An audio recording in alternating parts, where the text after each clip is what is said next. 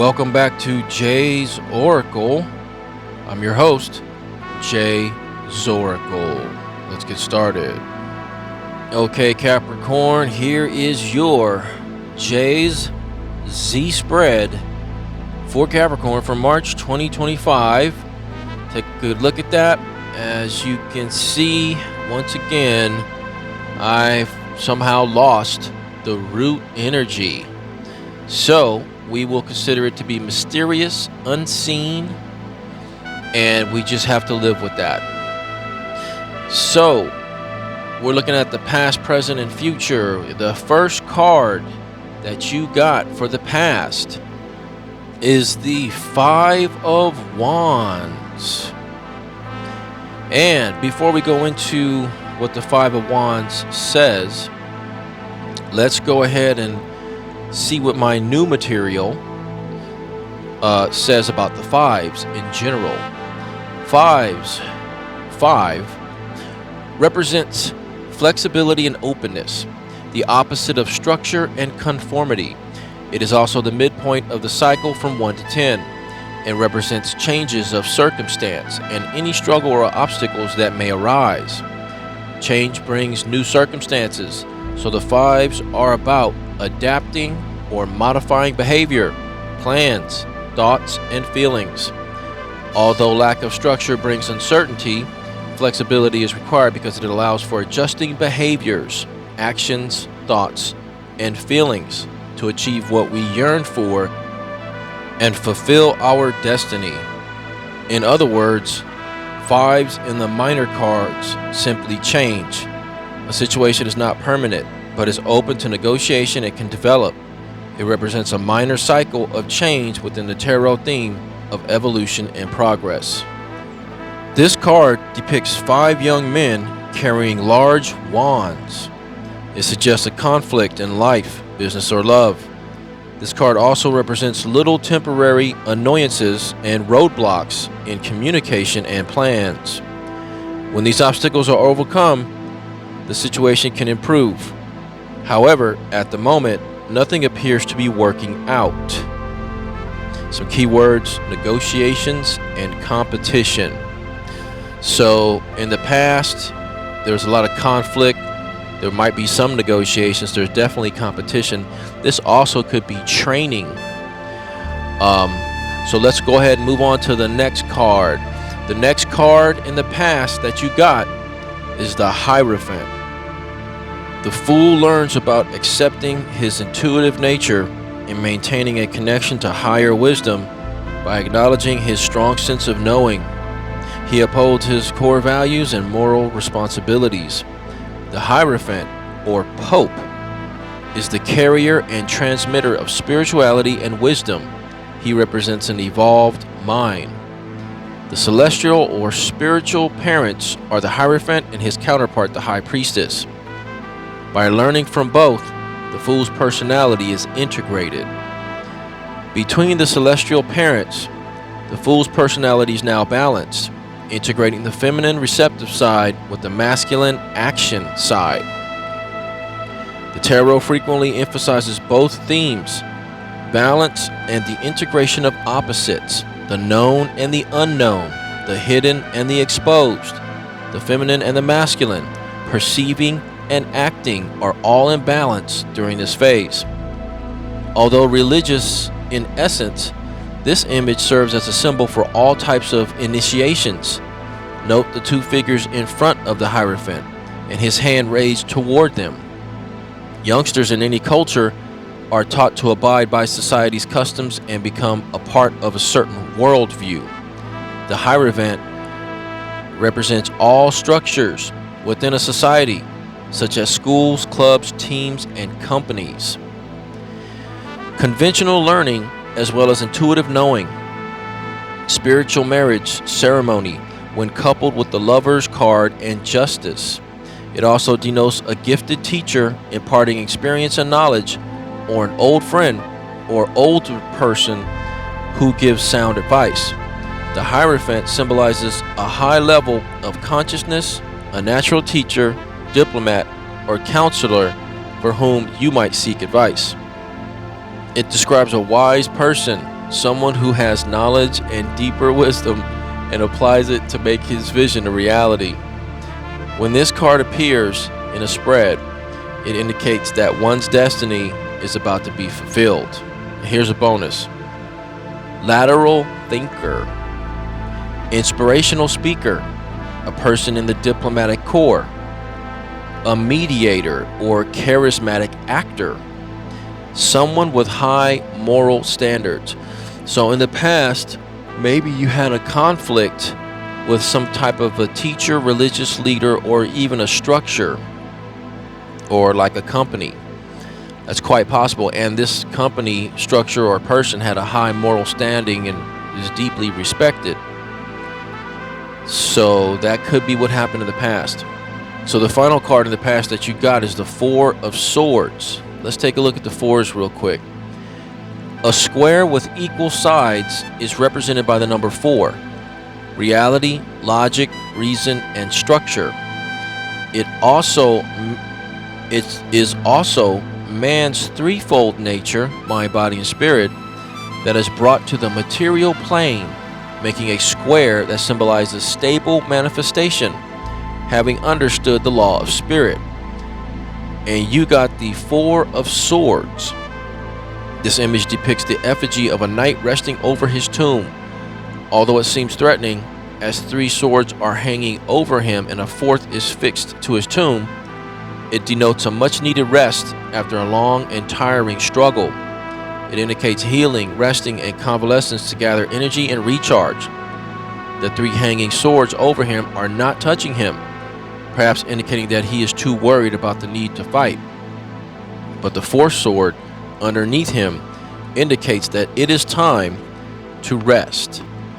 Notice the stained glass window in the top left corner, depicting an angel or saint with a halo around its head, blessing the kneeling figure.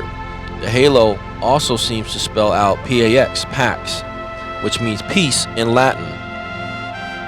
The message of this card is that getting control over our thoughts and worries brings peace. So rest is needed and you should stop worrying. So I think in the past you had a conflict with some structure or religious authority or person or teacher or someone of high moral standing or company or organization that was associated with high moral standing. You had a big conflict with it. And then after that, you rested. You rested after the huge conflict. That was in the past. So let's move on to the present. So in the present, you got the 10 of Swords, which is one of the worst cards. So let's see what it says about 10s. The number 10 is associated with completeness and perfection. A 10-step procedure was required for the number 9 cycle to finish. In the number 10, 1 represents the beginning and 0 represents the spirit, before returning to a new cycle of 1 again. 10 allows the current cycle of preparation to finish. In the minor arcana of Cups and Pentacles, 10 represents the pinnacle of bliss and happiness, whereas the Swords and Wands represent trial and tribulation. And of course, once again, you got the 10 of Swords. A man lies dead on the ground, his back gravely wounded by 10 swords plunged into it. The tragedy is heightened by the dark and ominous sky above. The dying man's right hand fingers are bent over and touching each other in a ritual gesture that suggests completion. Even though this card initially appears to represent a violent death, it is actually about deep and profound loss. If this card appears in a spread, you may be feeling a loss in your personal life or work. However, there is another interpretation. Perhaps a part of you has died suddenly, but you're now receptive to something fresh and energizing. The number 10 represents completion, but also growth on a higher level, just as death also represents rebirth. Your lower ego self must die for your higher self to experience spiritual awakening. This marks the end of one chapter and the start of a new one in your life. Before you can progress, you must let go of old, outdated patterns of thinking. Disappointment, disillusion, and false hopes clear the decks for a fresh outlook, truth and clarity of understanding. Deception, treachery, or stress may lead to physical illness when understanding is lacking. So I think what happened in the past, you had some conflict with a religious or high moral standing structure or person, and you rested after that, but that conflict led to the Ten of Swords that you're in right now, presently. So the next card you got presently, in the present moment, is the Nine of Pentacles reversed. So let's take a look what the nines mean. Before starting a new cycle with the Ace, you must complete 9 rounds. It denotes the end of one phase and the start of a new one, Ace. The number 9 represents resurrection and things that need to be gathered before completion. It also represents the culmination of all previous stages, such as preparation, knowledge gathering, and skill honing. It represents laying a solid foundation before the 10th step, which is the final completion. In the Nine of Pentacles, this card represents someone who can enjoy wonderful things in life while in solitude. In a blooming vineyard, a well-dressed woman stands alone in the garden of her manifested reality. The falcon on her gloved hand denotes that her thoughts are under control. A manor house in the background represents material wealth and the vastness of the land she owns. The card represents delighting in physical comfort and financial achievement. It does not suggest that the person is literally without relationships. Not only does the person love her own company, but she is also at peace with herself, grateful to enjoy what she already has. She does not necessarily require companionship to feel content or complete. Moreover, notice the snail in the foreground. It symbolizes slow, methodical, and consistent effort which yields results. There is no attachment to material gain rather than enjoying the fruits of her labor. Financial and material advantages are anticipated and cherished. And you got it reversed. Self-absorbed and consequently suffering financial risks. So I think the cards are telling us that in the past you had this conflict, you had this big run-in, this big confrontation and conflict with a giant structure that eventually led to you being in a Ten of Swords presently, which has led to you suffering financial risks and being self-absorbed. So the last card you got in the present moment is the Page of Wands reversed. So let's look at what the pages are really quick. Pages are youngsters or adolescents who, depending on the suit to which they belong in a reading, reflect youthful potential, dreams, and other characteristics. They encapsulate the tender qualities of a young fool, which must be nourished for them to mature. Pages are messengers who announce the timing and seasons, as well as news of any type. In a reading, take note of the page's corresponding element to get ideas for events' timings. And you got the Page of Wands reversed. When this card is reversed in a spread, it denotes a troublesome youngster who has most likely been neglected. They are seeking attention to express their creativity and be acknowledged. As a result, they might behave in an excessive manner. They can be hyperactive and lack concentration. I think presently, after all the stuff that happened in the past, you're being self-absorbed and you're acting like a youngster, and you're doing things in an excessive manner, and you're hyperactive and you lack concentration. So in the past, you had a conflict with some major authoritative structure that was of high moral standing, and it has led to you being hyperactive and lacking concentration, and that's where you are presently.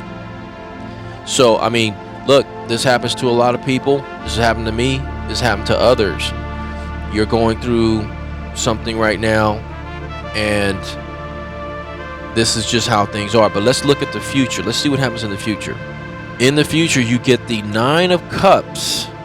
So that's really good, coming from the past and the present. So in the future, you're going to get the 9 of Cups. This is the Wish card. It represents the fulfillment of a major desire. So let me just make a note here. In the past, I was reading from one source. It said it's the Wish card. It said 9 of Cups is the Wish card. Presently, I'm reading from a different source. It says it's the Wish card. This is one of the key aspects of Jaze. Jaze is going to show you that there's multiple places that are in the same agreement on something. So the 9 of Cups is the Wish card. 9 upright cups from an arc behind a well-dressed man or woman who sits with his arms crossed. He appears to be happy and well-fed, feeling physically and emotionally safe. It denotes emotional stability as well as physical and material happiness. Sensual pleasures are met too. You got it upright, so wishes would come true, beneficial. So in the future, after you go through this trial and tribulation, where you're in conflict, eventually you're going to have the opportunity to make a wish, Capricorn. So be clear about what you wish for. Because let's take a look at the next card in the future, which is the 4 of Cups. So the next card you got is the 4 of Cups in the future. And it says a young man sits cross-legged with his arms folded because of the turbulent emotions that are overcoming him.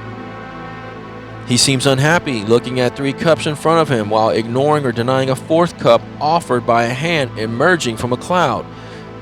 He looks to be conflicted about his views and deeds. The steadiness represented in number 4 is not embodied. This is because an important component is missing, an understanding of the situation's wisdom. This card represents a call to take a fresh look at life and examine the current circumstances. Boredom, reevaluating emotional affairs or connections, indulging in an emotional state and ignoring present opportunities. So it's possible that you make a wish and then it comes true and it's not what you want. So you need to be really careful, Capricorn, in the future about what you're wishing for. You need to contemplate and think about the past and what happened. And you might not be at fault at all in the past. Maybe you are, maybe you aren't. But let's say you're not at fault at all in the past.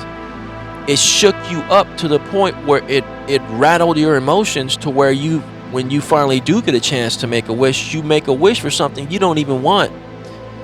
So you need to take note of the present tense and be prepared for the future when you are able to make a wish so that you don't make the wrong wish.